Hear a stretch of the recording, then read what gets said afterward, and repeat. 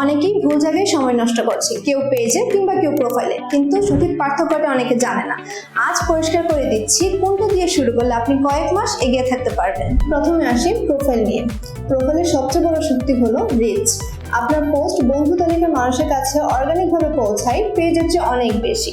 শুরুর দিকে যখন আপনাকে কেউ চেনে না, তখন প্রোফাইলে দ্রুত পরিচিতি এনে দেয়, কারণ মানুষ ব্র্যান্ডের চেয়ে মানুষকে বেশি বিশ্বাস করে।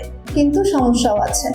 5,000 ফলোয়ার লিমিট, ব্যবসায়িক টুলস নেই, কোনো অ্যানালিটিক্স নেই, আর অ্যাডও চালাতে পারবেন না।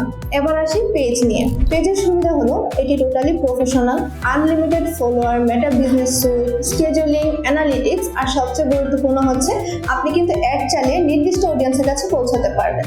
কিন্তু নতুন পেজের অর্গানিক রিচ এখন খুবই কম, কারণ বুস্ট এবং অ্যাড ছাড়া শুরুতে খুব ধীর মতো চলে, আর ধৈর্য আর কিছুটা বাজেটও এতে প্রয়োজন। তাহলে কোনটা দিয়ে শুরু করবেন? উত্তরটা নির্ভর করছে আপনি কোন পর্যায়ে আছেন সেটার উপর। আপনি যদি একদম শুরুতে থাকেন, কেউ আপনাকে চেনে না, বাজেটও নেই, তাহলে প্রোফাইল দিয়ে শুরু করুন। পেজ ভ্যালু দিন, পরিচিতি তৈরি করুন।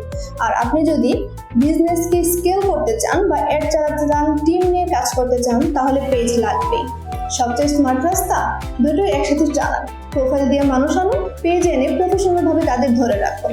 আজই যা করবেন: 1. প্রোফাইলের নাম আর বায়ো এমনভাবে দিন যেন কেউ শুরুতেই দেখে বুঝতে পারে আপনি কি নিয়ে কাজ করছেন। 2. একটা পেজ খুলে রাখুন, এখনই বড় না হলেও ভবিষ্যতে ভিত্তি তৈরি হয়ে থাকবে।